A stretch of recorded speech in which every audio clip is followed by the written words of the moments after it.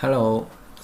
So I'm continuing with the videos, and where we are at the moment, we just finished a client cache, and this is where the results is like we have to remember we have to remember the results, and if the results are already there, we're not gonna display them anymore. So we've just done that, and our site, let me stop it and run again because it's been a while since I stopped it.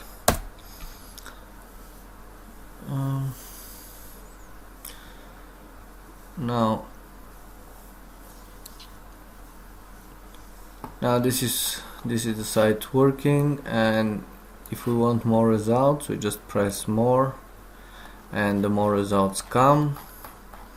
So this is so far with the book, and I've cleaned some of the commented code. Now it looks much cleaner and better. Let's keep reading. Okay, now we have to go to code organization and testing. Just in case I forgot to read this one, I'm gonna read it now. The chapter will focus on important topics. Sorry guys, this is my Viber. Apologize. The chapter will focus on important topics to keep your code maintainable in a scaling application. You will learn about code organization to embrace best practices when structuring your folder and files. Another aspect you will learn is testing, which is important to keep your code robust. ES6 modules import and export. In JavaScript ES6, you can import and export functionalities from modules. These functionalities can functions, classes, components, constant, etc. Basically everything that you can assign to a variable. The modules can be single files or whole folders with one index file is entry point. In the beginning of the book, after you have bootstrapped your application with Create React App, you already had several important export statements across your initial files. Now it is the appropriate time to explain these. The import and export statements help you to share code across multiple files. Before, there were already several solutions for this in the JavaScript environment. It was a mess because you want to follow one standardized way rather than having several approaches for the same thing. Now it is a native behavior in JavaScript ES6. Additionally, these statements embrace code splitting. You distribute your code across multiple files to keep it reusable and maintainable. So basically what they're doing is, let me show. So what they're doing is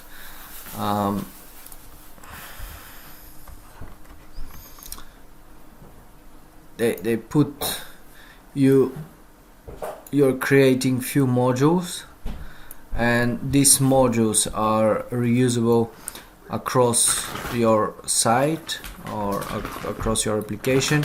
You can use same modules. You can use same modules like that, and there you're gonna have them the same modules. So that's why the code is reusable, and that's how it works. Now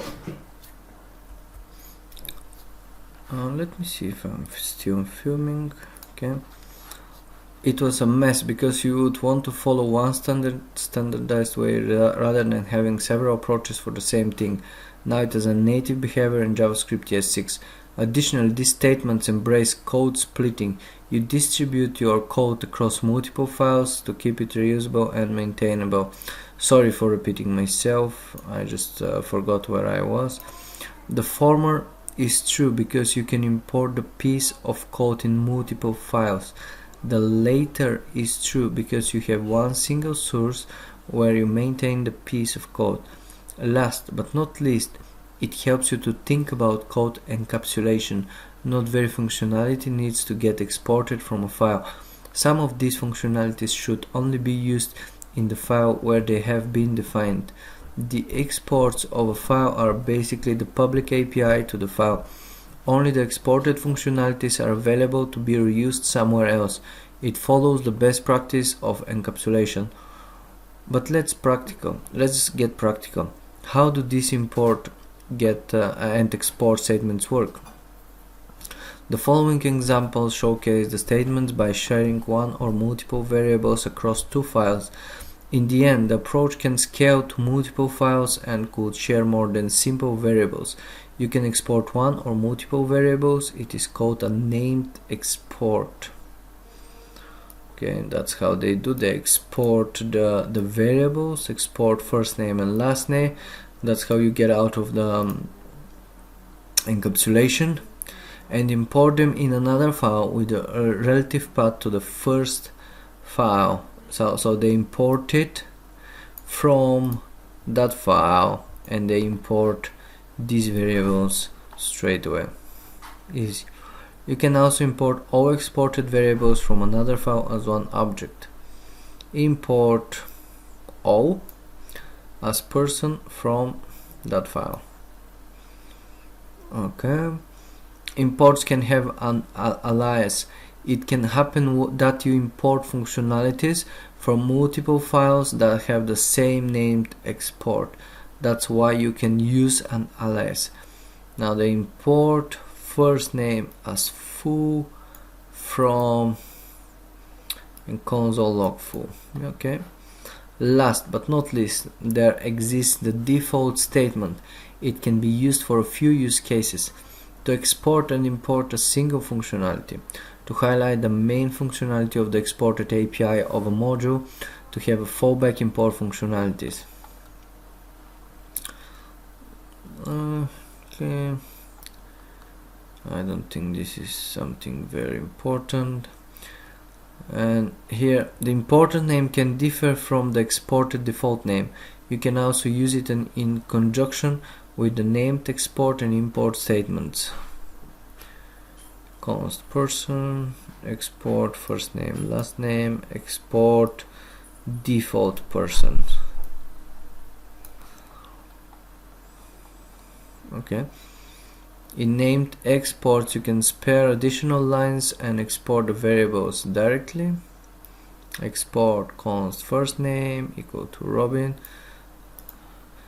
These are the main functionalities for ES6 modules. They help you to organize your code, to maintain your code, and to design reusable module APIs. You can also export and import functionalities to test them. You do that in one of the following chapters. Okay, let's keep doing it. Code organization with ES6 modules. You might wonder, why didn't we follow the best practice of code splitting for the source app.js file? In the file we already have multiple components which could be defined in their own files, folders, modules. For the sake of learning React, it is practical to keep these things at one place. But once your React application grows, you should consider to split up these components into multiple modules. Only that way your application scales. In the following, I will propose several module structures you could apply. I would recommend to apply them as an exercise at the end of the book to keep the book itself simple. I will not perform the code splitting and will continue the following chapter with the source app.js file. One possible module structure could be index, app, button, table, and search. So what they propose is just to separate them. So we leave this one as a main, and then we put that in different file, this one in different file, and this one is in different file, along with all their modules and binding, but I'm not gonna do that for now. It doesn't look too promising. You can see a lot of naming duplications and only the file extension differs. Another module structure could be okay. It looks cleaner than before. A component is defined by its component declaration in the JavaScript file, but also by its style and tests. Another step could be extracting the constant variable from the app component. These constants were used to compose the Hacker News API URL. Now, naturally, the modules would split up into source constants and source components. Now, the source constant index file could look like the following.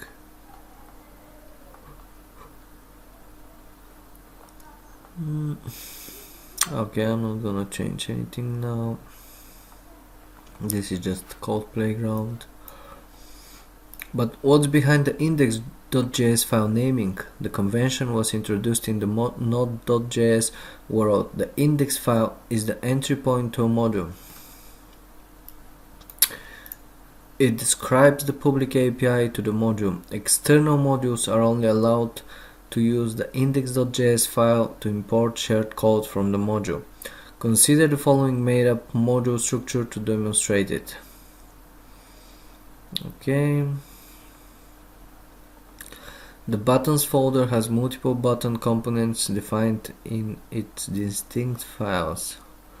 Yeah, submit, save, cancel. Okay.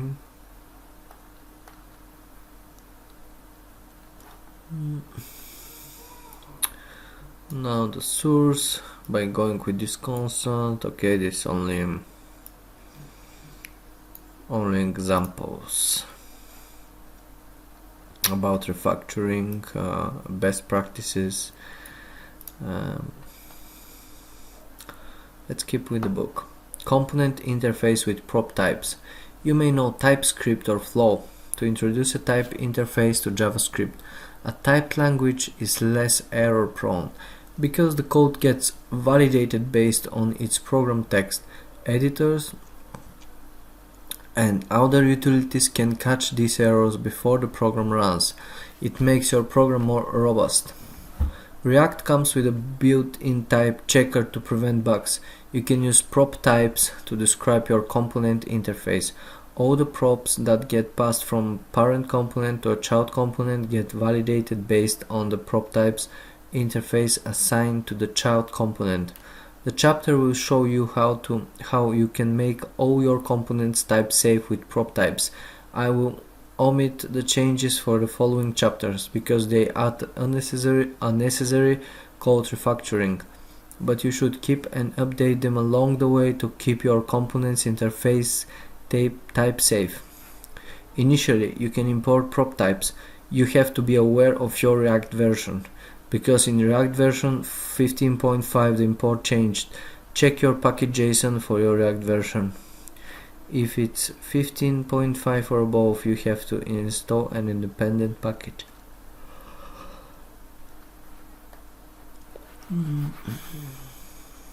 Okay. It's above, definitely, I'm sure. Let me check. npm -- version. Now this npm version, what we need. React.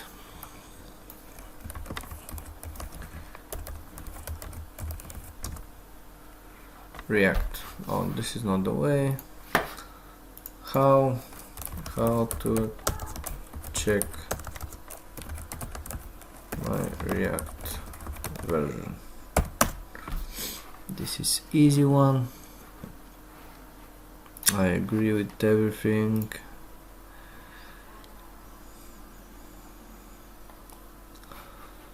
Oh, come on.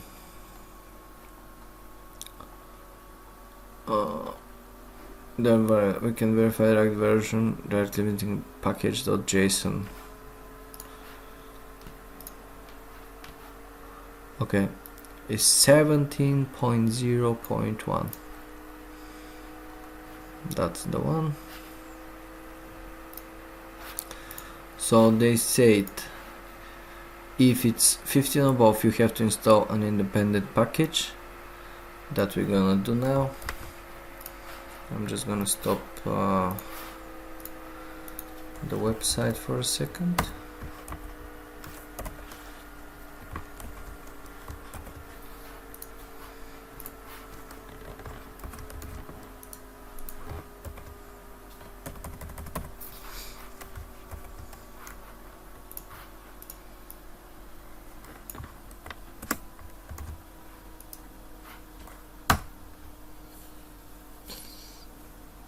Okay.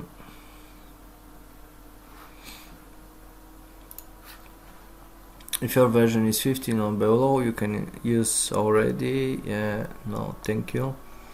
Let's start to assign a props interface to the component. Okay, so just underneath my button in app.js.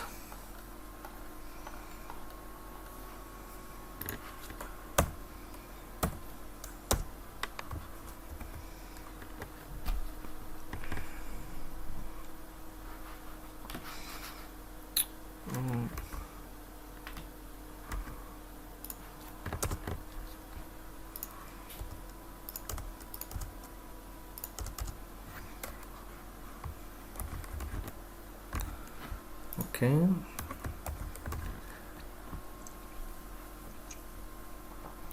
Now that's it. You take every argument from the function signature and assign a prop type to it. The basic prop types for primitive and complex objects are prop types array, bool, func, number, object, string. So this is like primitive data or something like that. Additionally, you have two more prop types to define a renderable fragment node, string and react element, prop types.node, prop types.element. You already used the node prop type for the button component. Overall, there are more prop type definitions that you can read up in the official React documentation. At the moment, all of the defined prop types for the button are optional. The parameters can be null or undefined, but for several props you want to enforce that they are defined. You can make it a requirement that these props are passed to the component. Okay. Oh, let me start the application again.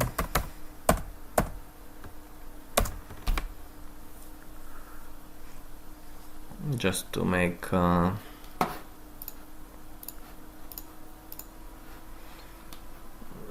prop types is not defined. Okay. At least we know where we are. Now in button,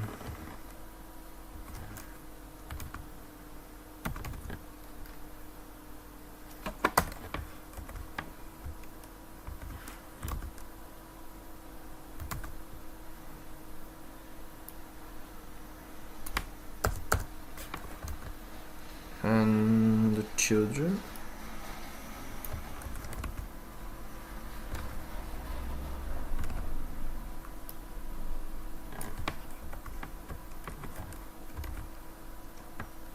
The class name is not required because it can default to an empty string. Next, you define a prop type interface for the table component. Okay. Let's go under table.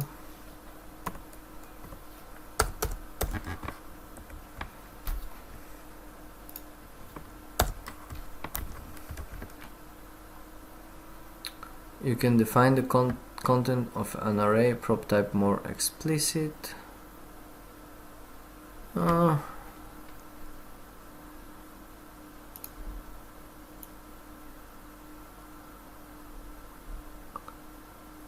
URL. Okay, I'm going to do that.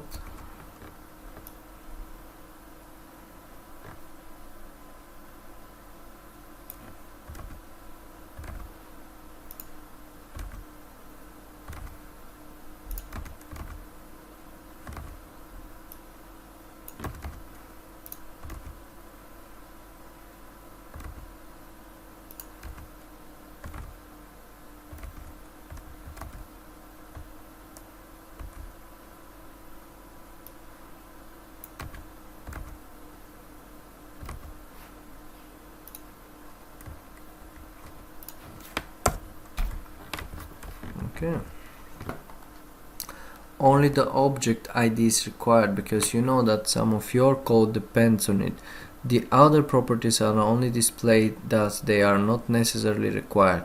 Moreover, you cannot be sure that the Hacker News API has always a defined property for each object in the array. That's it for prop types, but there is one more aspect. You can define default props in your component. Let's take again the button component. The class name property has an ES6 default parameter in the component signature.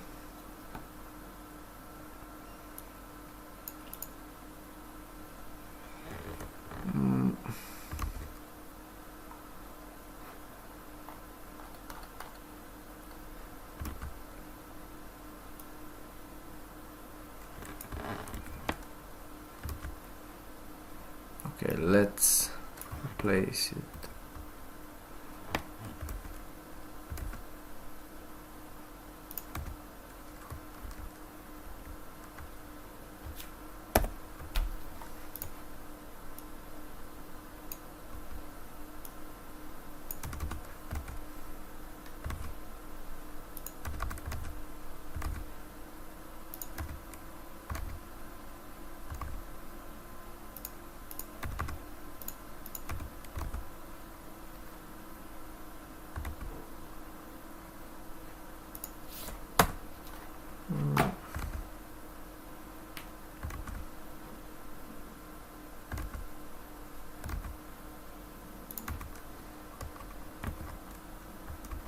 Okay, and that's it. Same as the ES6 default parameter, the default prop ensures that the property is set to a default value when the parent component didn't specify it. The property type check happens after the default prop is evaluated. Now we should work, or not really.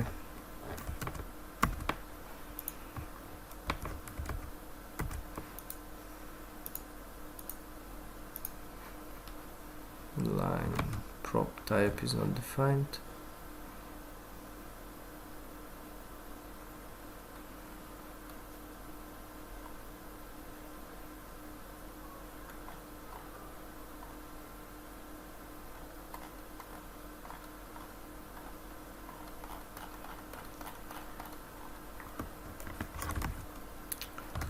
I don't know if they leave it that way.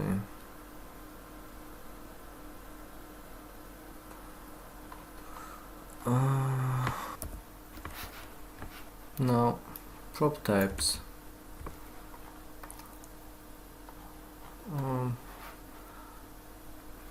What I found is that I miss import, where I have to import prop types, and now the code is working again. So what it means there is import prop types from prop types, and that never been explained here. However, we are up and running. Snapshot tests with Jest. Jest or whatever it's called is a JavaScript testing framework.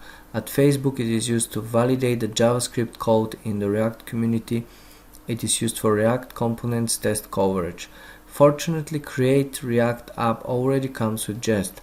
Let's start to test your first components. Before you can do that, you have to export the components from your source /app.js file to test them in a different file.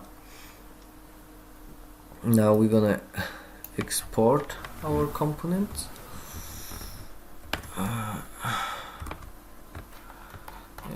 We're exporting them in the end. Here.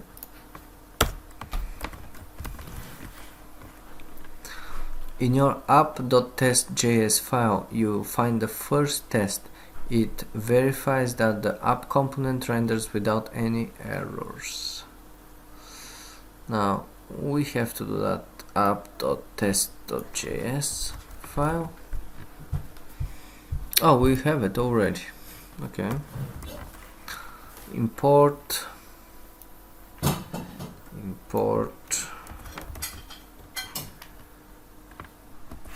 Maybe I have to delete some code here. Render DOM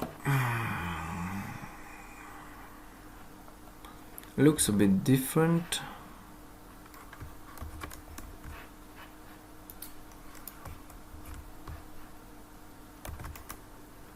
Now it renders without crushing. It renders. I'll just comment this out and I'll put wow, my computer is getting really slow with this, and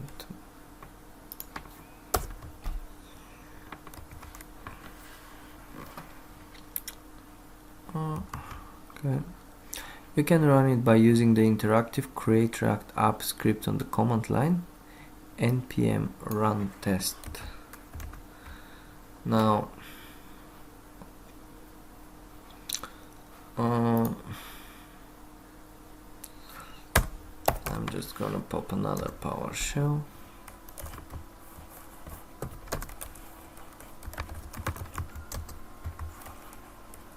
Dear CD Hacker News, CD React Hacker News,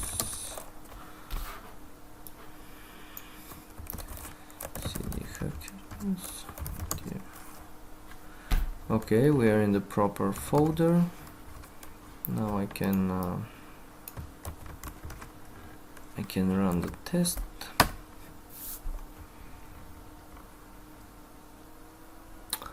Runs.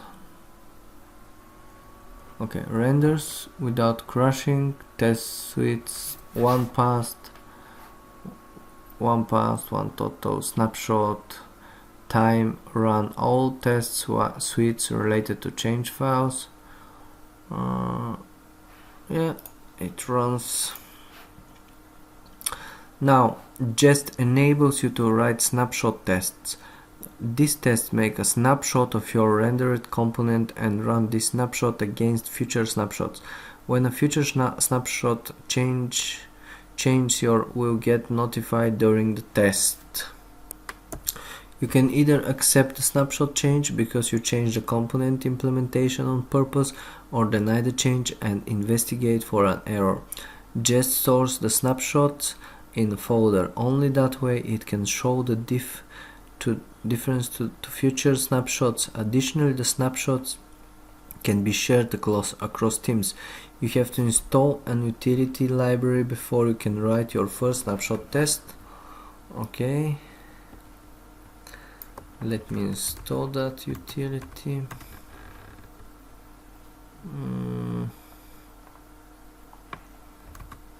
No. Oh, it triggered again.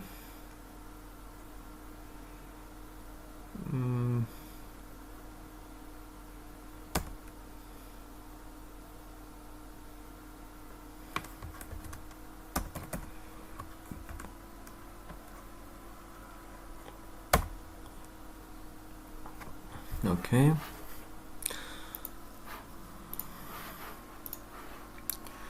Now you can extend the app component test with your first snapshot test. We are going to import.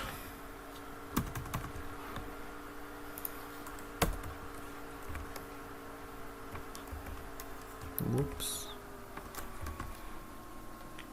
describe.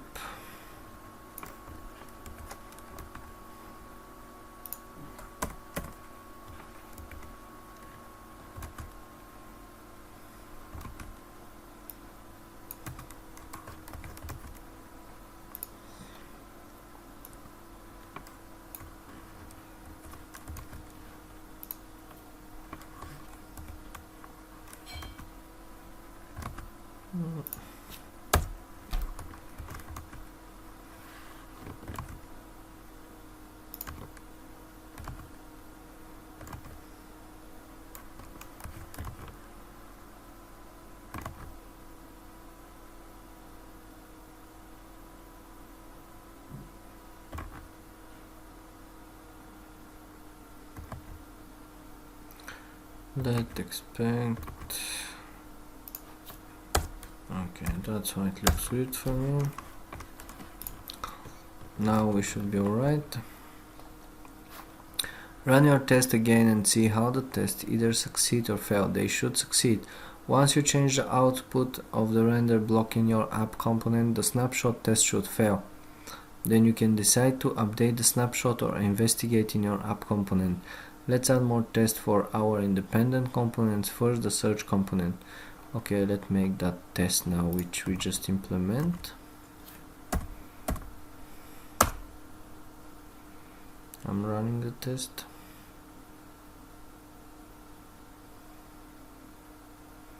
Yeah, where snapshot is written now and test 2 passed. Snapshots 1 written. Here snapshots 0. Okay.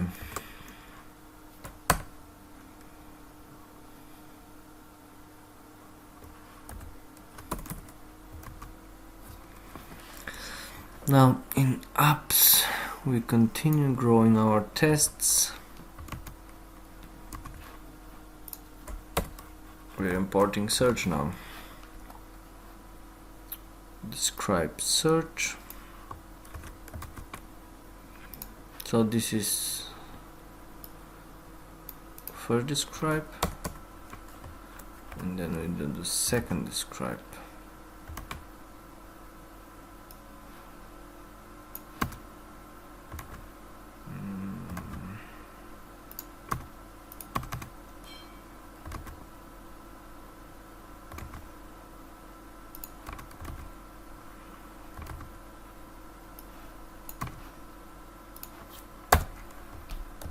Okay.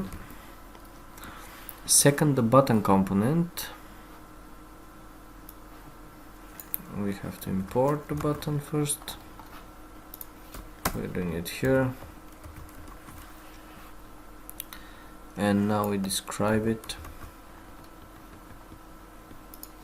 on another line.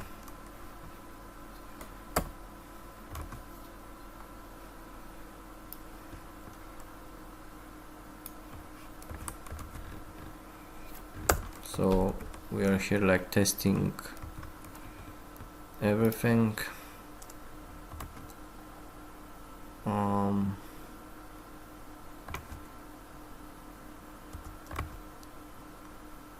Test constant button.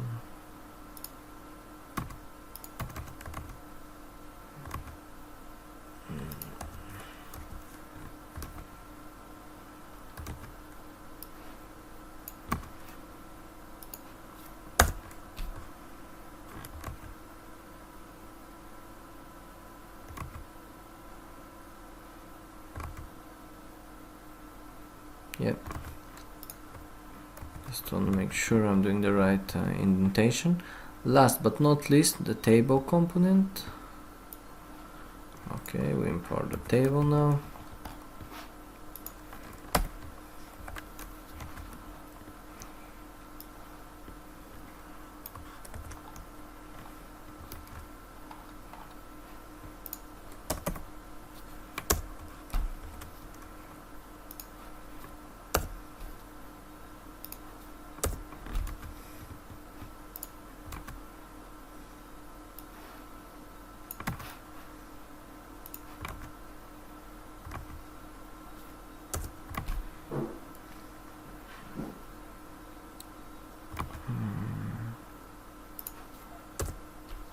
it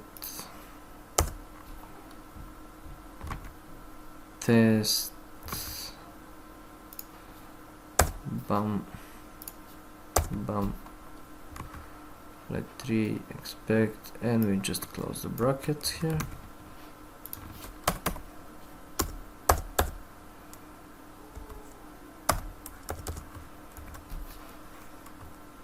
Okay.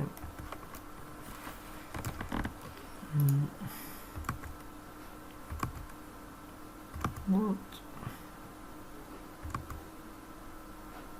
Test. Wow. Const it test same indentation. Const it test same indentation. Then we go in list title. Go back. After it indented, test snapshot, const component table, so like that. Okay, now looks like the example. I know it's quite annoying, sorry about it. I've tried to install few indentation like React snippets and code formatter, and is not working. However, let's get back to the code. Now, snapshot tests usually stay pretty basic. You only want to cover that the component doesn't change its output.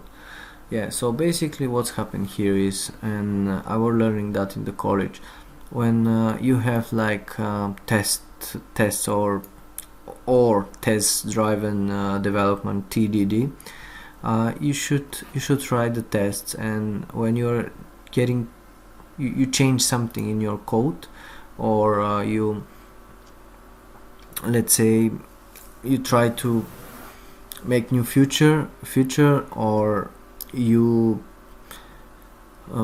tied up the code, whatever you do in your class, you run the test to make sure it doesn't change its functionality in the end of the day, because if it doesn't give the same output, you have to check again your code.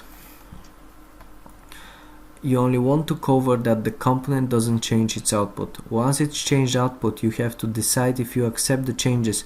Otherwise, you have to fix the component when the output is not the desired output. Unit tests with Enzyme. Enzyme is a testing utility by Airbnb to assert. Oh, sorry, I forgot to test. Let's see. They should pass. Okay, we have syntax errors. Import app search, one fail.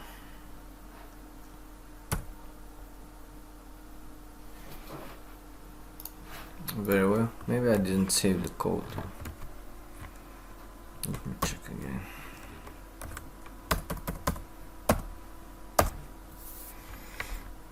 I just saved the code. Maybe I did forgot, but no, I didn't. Let me see what's the problem. Import app, import search button table. Okay.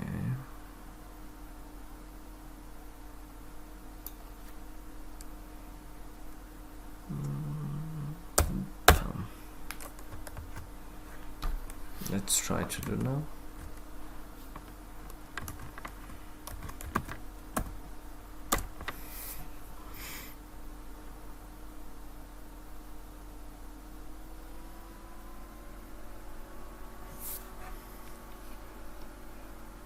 Okay, snapshot summary.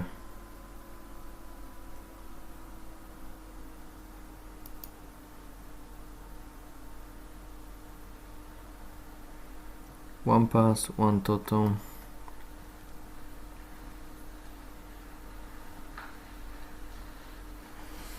Okay, we have some syntax errors here. So I have some syntax error here. Let me try to find out what's the problem.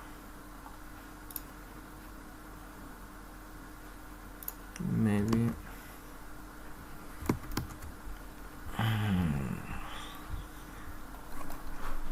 But the interesting part is that Visual Studio Code is not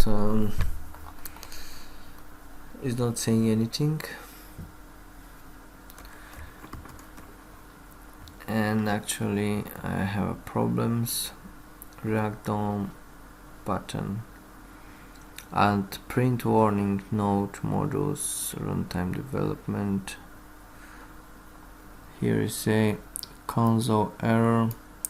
Warning failed prop type. The prop, oops, I pressed up by mistake. Prop type on click is marked as required in button, but its value is undefined at button.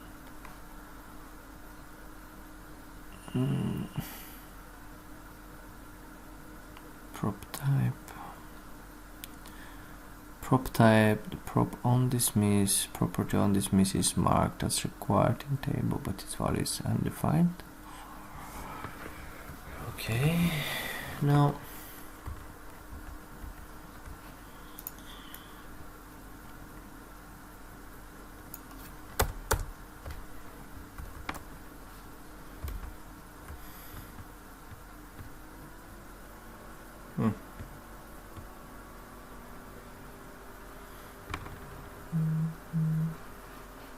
identifier app has already been declared. Okay, let's make it that way. Table is not defined, not defined. Okay, let's delete only this one. And when I save, it's running the test straight away.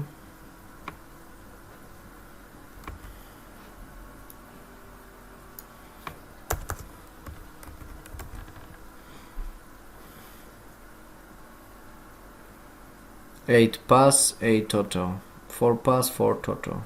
1 pass, 1 total. So that's all the tests are passed. Now we have some errors here, or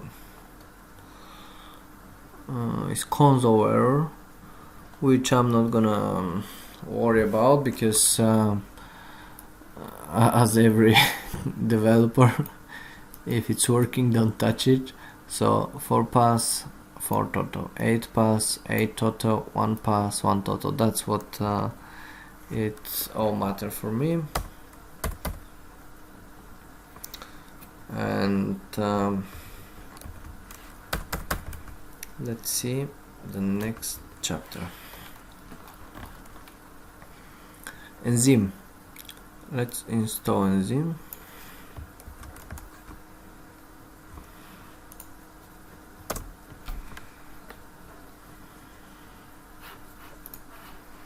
Now you can write your first unit test in the table describe block. You use shallow to render your component and assert that the table has 2 items. So we import shallow, import shallow.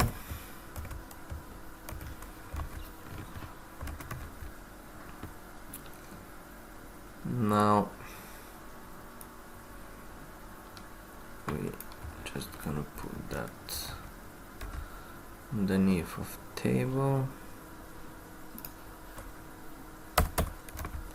or they want it, oh, they want it inside. Yeah,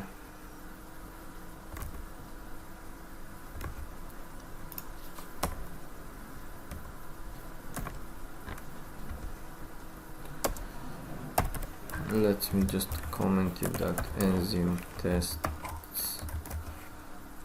code.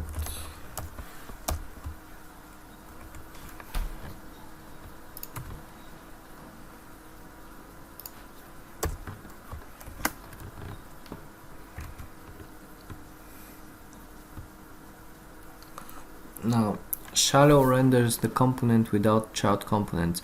You can make the test very dedicated to one component.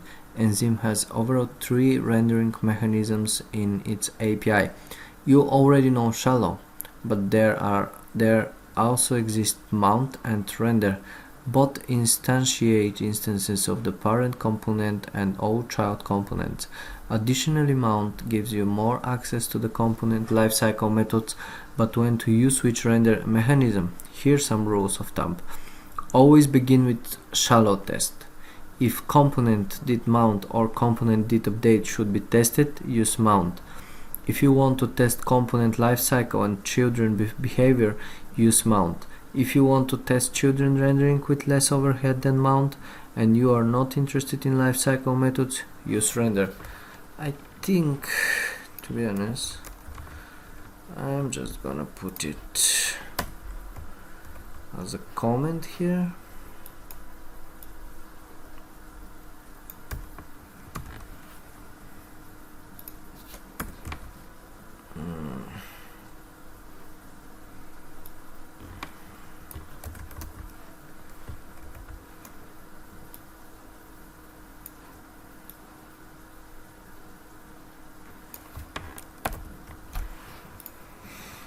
Okay. You could continue to unit test your components, but make sure to keep the test simple and maintainable. Otherwise, you have to refactor them once you change your components. That's why Facebook introduced snapshot test with jest in the first place. Exercise. Advanced React components. The chapter will focus on the implementation of advanced React components. You will learn about the higher order components and how to implement them. In addition, you dive into more advanced topics in React and implement complex interactions. Now, okay.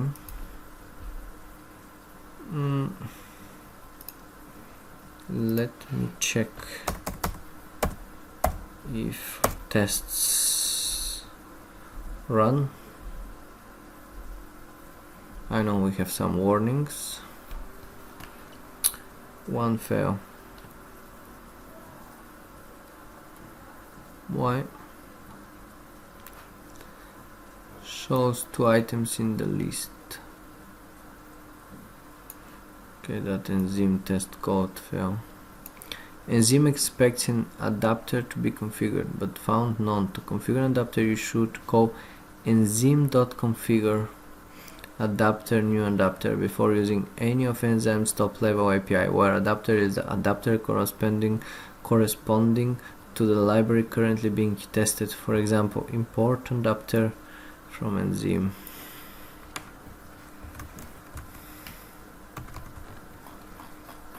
Let's see.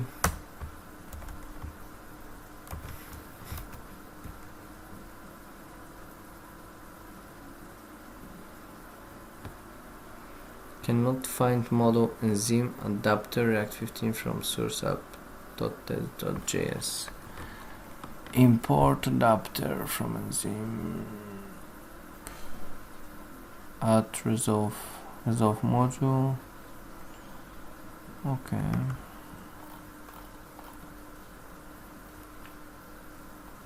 It shows 2 items in the list. Element equal to shallow.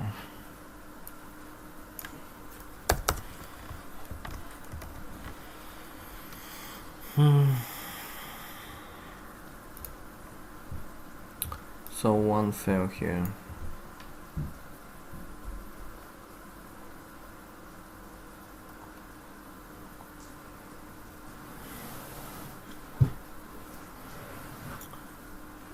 Airbnb. Why Airbnb? Interested in lifecycle method. Now I found something because I just paused the video to see and I found the same problem, and I'm gonna try this solution. Now we're gonna import adapter and we're gonna do the configure. I didn't test that yet, so I'm gonna do it in the same time as filming the video. Now we have to configure.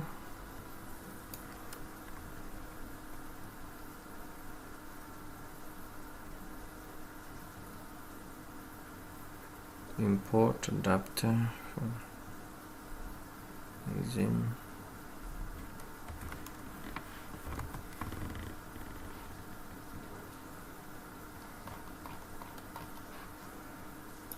Let's try it here.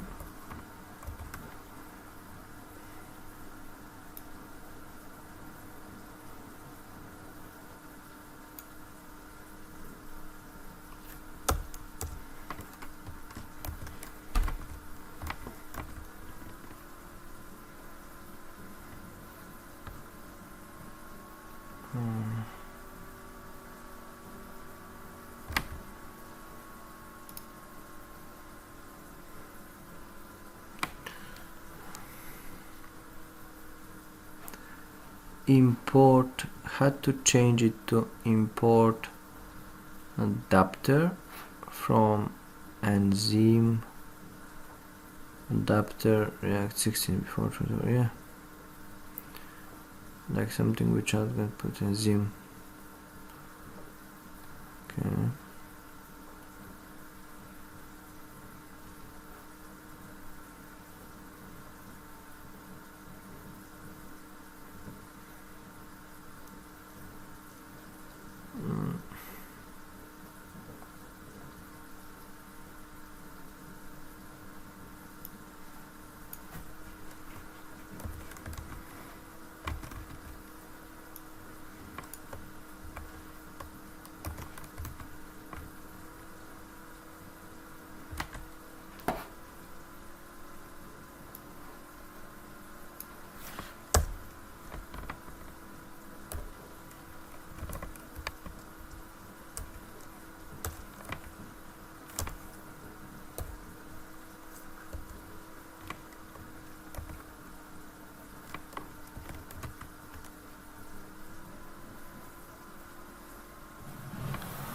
Enzyme.default is not constructor.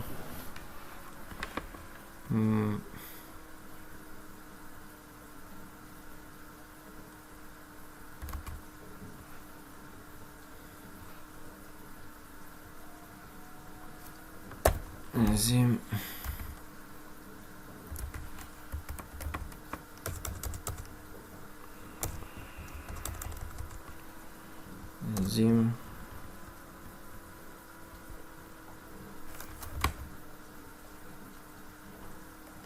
adapter React.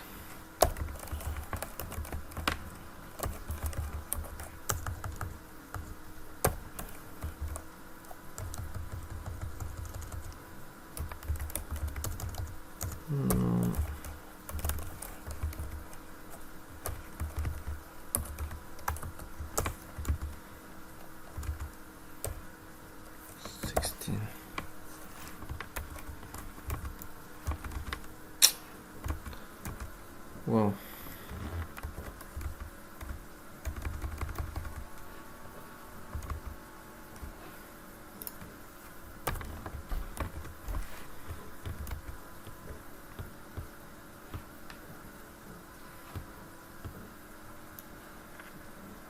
Cannot find this module.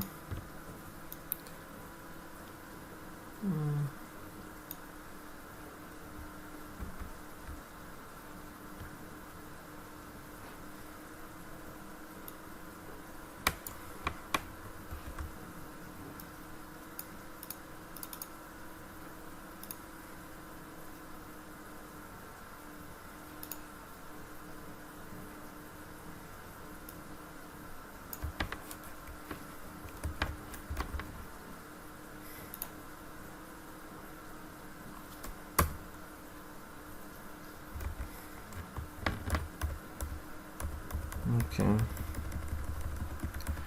Well, I think this is some error which everyone experience. So I'm just gonna leave it as it is, and I'm interested to learn it later. If I found a solution for this one, I'll make another video, or I'll add to this video, because now the videos is getting a little bit longer, and it's only this problem for now. The rest of tests are good and they're running. Okay, let's get back to the book.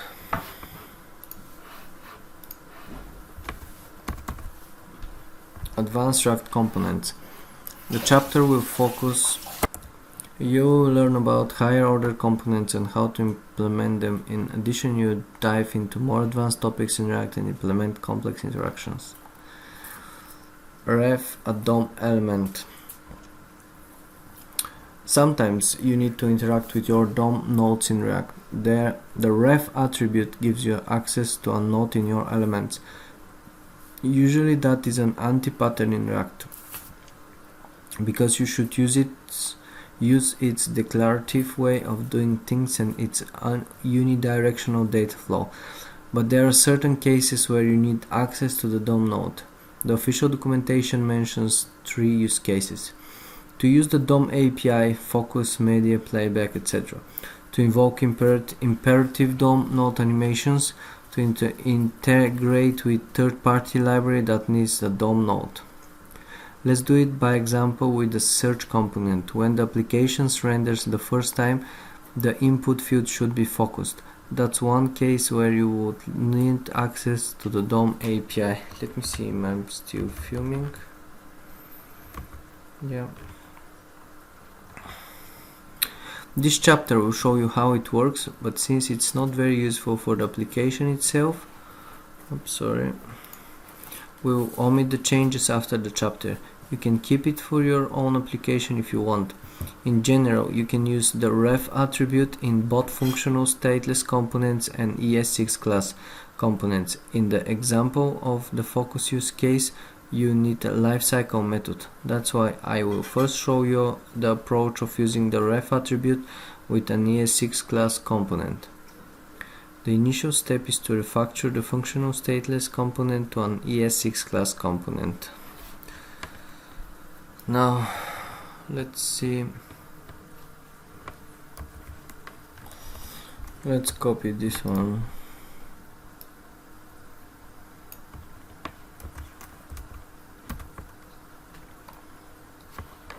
Okay, we're getting back to our main app. Class search.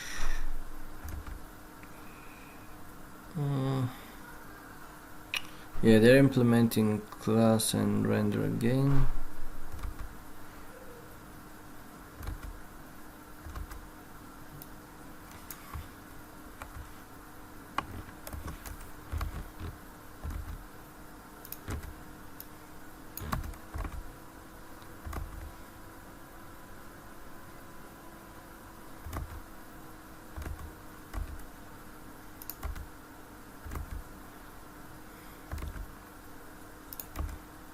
Then return.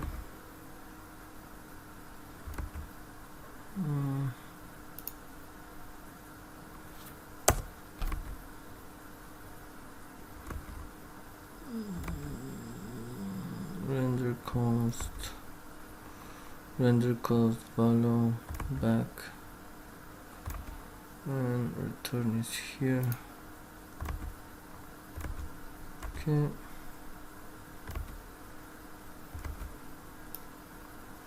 Now all this is getting inside, including this one, and I think we need closing brackets. Oops.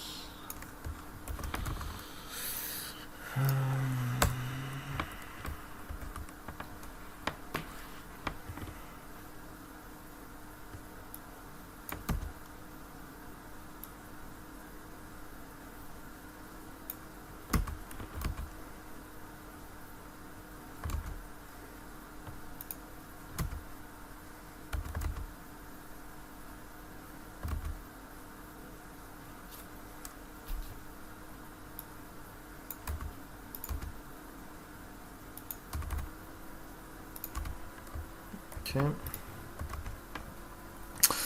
This object of an ES6 class component helps us to reference the DOM node with the reference attribute. Now we put the ref now straight here, the same level. Now we can focus the input field when the component mounted by using the this object and the appropriate lifecycle method. Now component did mount.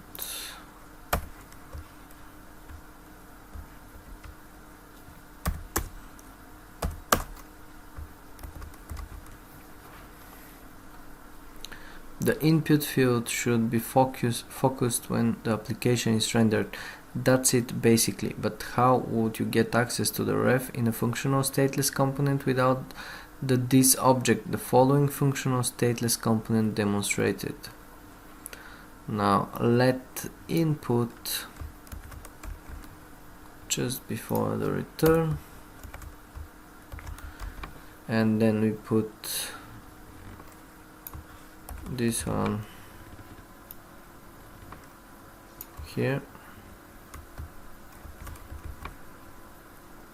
In the example of the focus use case, it wouldn't help you because you have no lifecycle method to trigger the focus by using the DOM API, but in the future you might come across other use cases where it can make sense to use a functional stateless component with the ref attribute.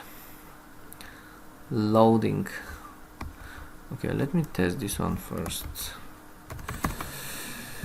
Yeah, I know something goes wrong all the time. Wow.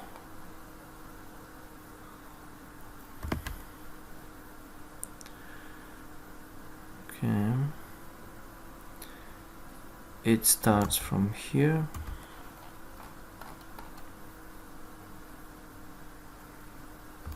Yeah. Isn't the right level.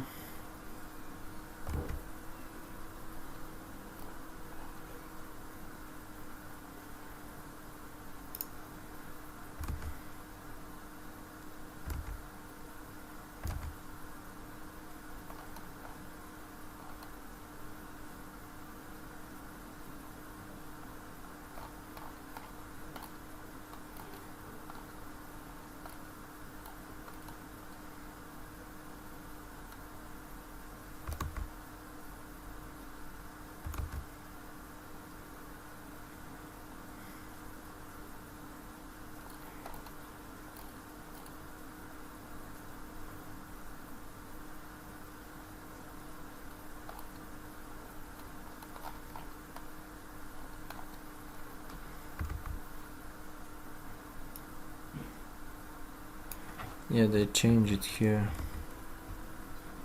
so I may have to change all this now.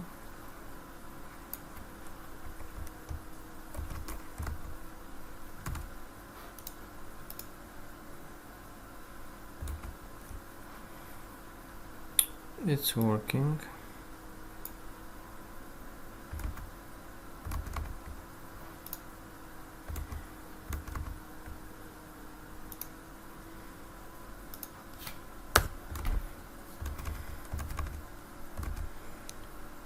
Let input return, and then form input,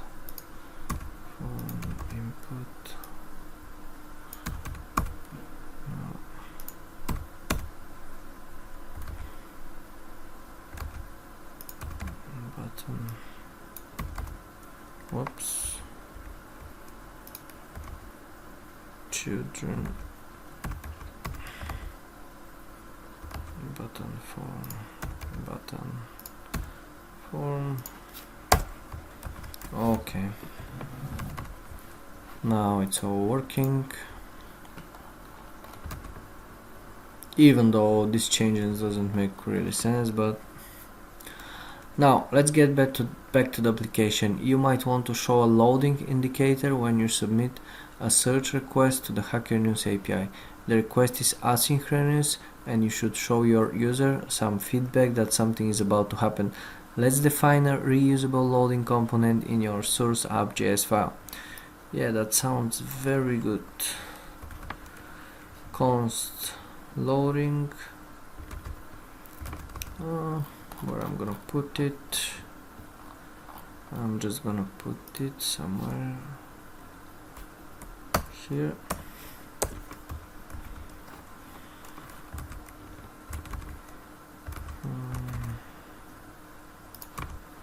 Oops.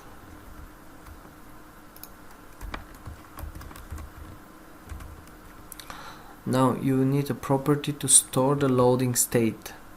Based on the loading state, you can decide to show the loading component later on. Now in the constructor, is loading false?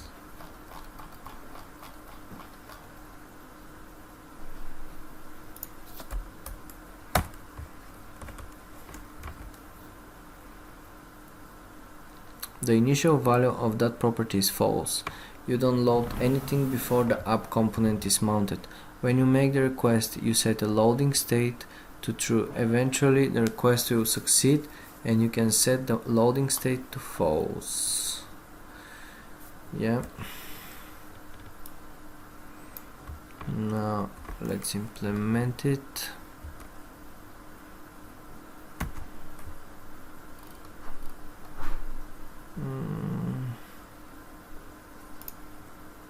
I think search key.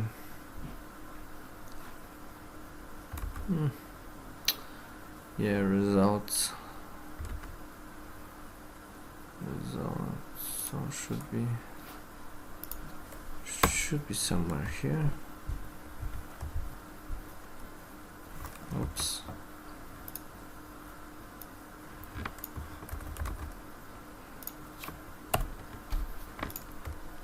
Yeah, simple comma.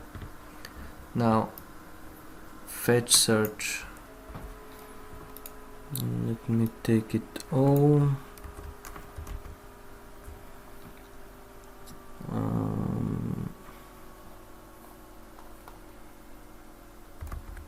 Where it was? Fetch search top stories. Oh yeah.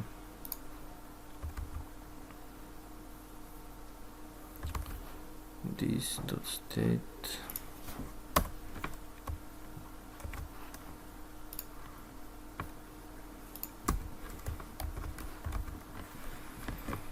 Now in the last step you use the loading component in your app.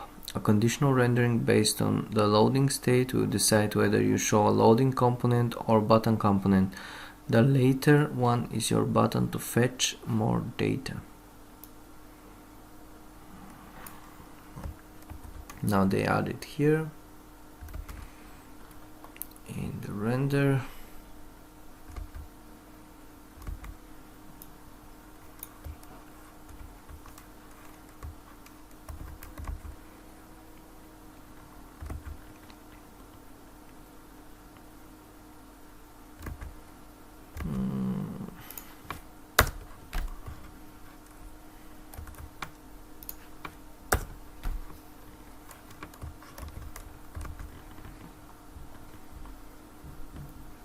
Now they add it in interactions here. It's loading. So change. I don't know if I have to.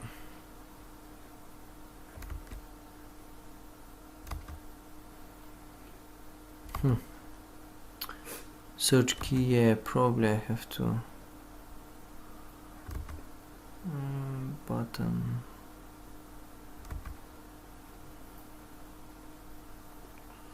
Oh, should be here.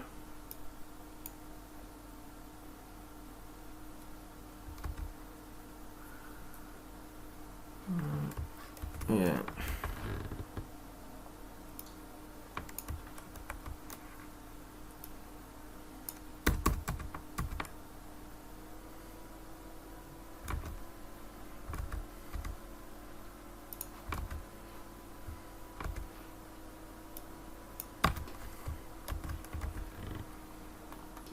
Initially, the loading component will show up when you start your application. Because you make a request on component did mount, there is no table component because the list is empty. When the response returns from the Hacker News API, the result is shown, the loading state is set to false, and the loading component disappears. The more button to fetch, more data appears. Once you fetch more data, the button will disappear. Instead, the loading component will show up. Okay, I hope we have no errors after I save. Now loading, yeah, it's working perfectly. Okay, next one is higher order components. I'm gonna stop my video here and I'm gonna continue in the next videos because this one is getting a bit longer. So see ya.